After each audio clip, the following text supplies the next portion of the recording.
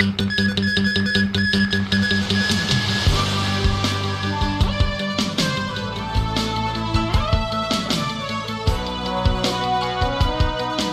survey carried out by Human Resources Consultancy suggests local employees can expect a 4% pay increase next year. Sharon Tang has more. A London-based human resources consultancy surveyed the salary data of almost 300 multinational companies in 69 countries and territories. Only the wages of professional white-collar workers were considered. It's come up with the prediction that workers in India will receive the highest pay rise in 2019. Hong Kong is ranked 15th in the Asia-Pacific region, with a 4% hike predicted for local employees.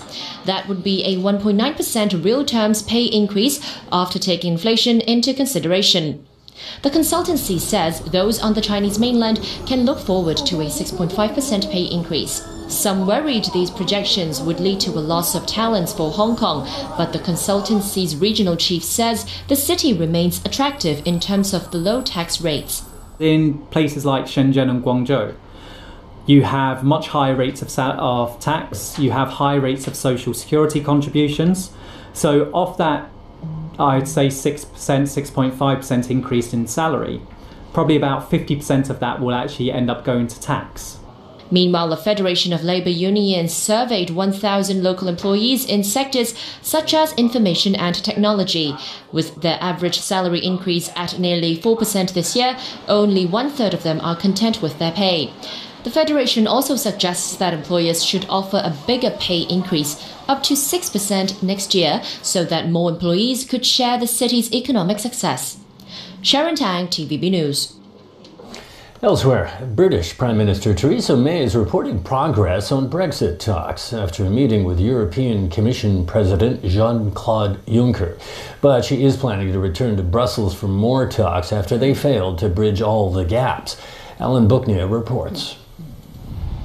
The European Union and the UK last week agreed on a 585-page document sealing the terms of Britain's departure. The two sides are still working to nail down a separate political declaration on the future relations after Brexit next March 29th. Following a 90-minute meeting with European Commission President Jean-Claude Juncker, May said they'll have more talks Saturday ahead of an EU summit Sunday. We've made further progress, and as a result we've given sufficient direction to our negotiators. I hope for them to be able to resolve the remaining issues, and that work will start immediately. I now plan to return for further meetings, including with President Juncker, on Saturday to discuss how we can bring to a conclusion this process and bring it to a conclusion in the interests of all our people. Wrangling continues over issues such as fishing rights. Scottish fishermen worried they'll be left with no say over fishing quotas under the deal. And Gibraltar is a sticking point with Spanish Prime Minister Pedro Sanchez. He expressed annoyance that the divorce agreement does not specify that the rocky outcrop's future must be decided directly by officials in Madrid and London. Britain insists Gibraltar is part of the United Kingdom, but Spain never dropped its claim of sovereignty. In Britain, May is under intense pressure with lawmakers from all parties expressing displeasure. Parliament's acceptance of the deal is in question. Those who don't like the deal say the UK will be tied too closely to EU rules without any say in making them. Alan Booknia, TVB News.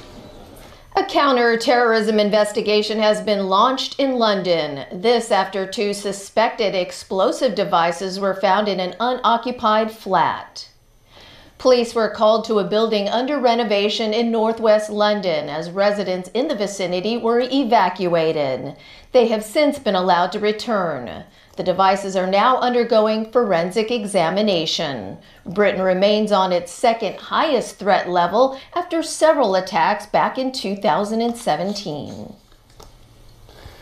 A court in the United Arab Emirates has sentenced a British academic to life in prison for spying for the British government.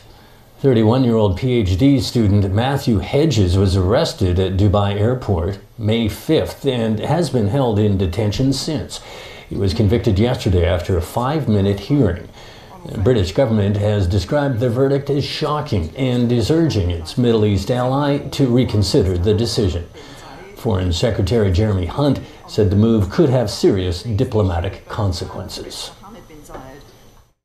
We see absolutely no evidence for any of the charges laid against him.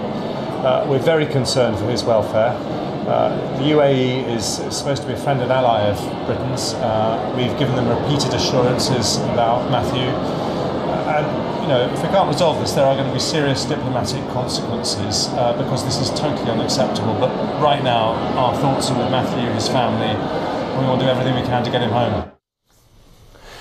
Australia has revealed plans to increase government powers to strip homegrown radicals convicted of terror offences their citizenship. Proposed changes would loosen current rules that only dual national terror convicts who've been sentenced to at least 6 years in prison can be stripped of their Australian citizenship. Under Prime Minister Scott Morrison's plan, just the governments believe that they are entitled to apply for residency elsewhere wouldn't be enough.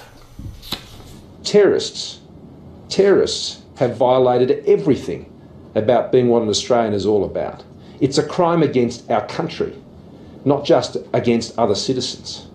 And this is something that can't be tolerated and permitted. And for those who have engaged in this sort of activity, if they have citizenship elsewhere, and we reasonably believe they do, well, they can go. That's our clear message.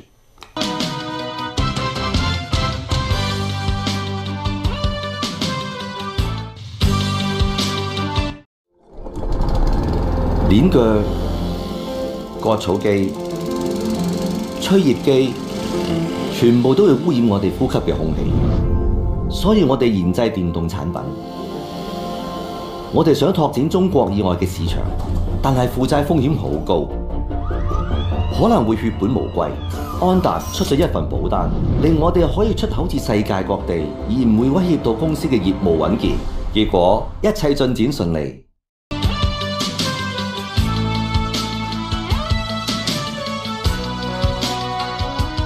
Welcome back. We continue our coverage tonight on candidates running in the upcoming Legislative Council Kowloon West by-election.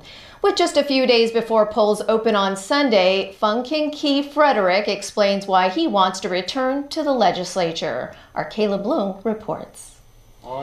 He's no stranger to residents of Sham Shui Po, the former lawmaker's longtime power base. Fung King Kee Frederick became a legislator in 1991, but was defeated in the 2016 LegCo election.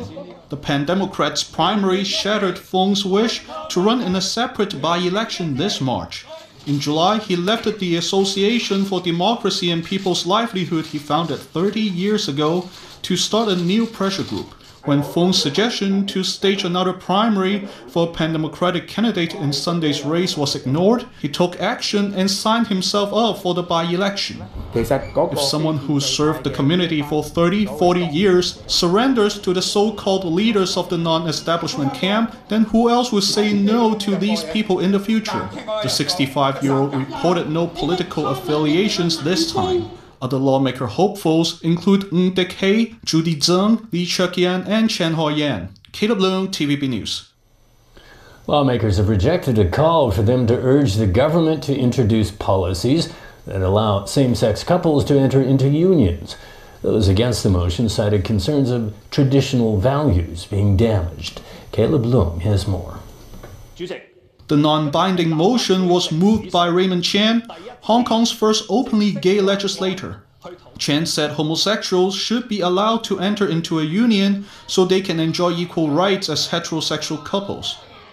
If a man and women have the need to enter into partnership and the same-sex couples also have a need to enter partnership, regardless of any kinds of measures or legislative approach, need to deal with it one way or the other. Gary Fan of the Neo Democrats supported the motion. He argued that same-sex couples should be given at least some of the rights enjoyed by heterosexual couples. They include the right to make critical medical decisions on behalf of their partners and the ability to collect their deceased partner's body or ashes. But Priscilla Leung of the Business and Professionals Alliance is concerned the move could damage traditional family values.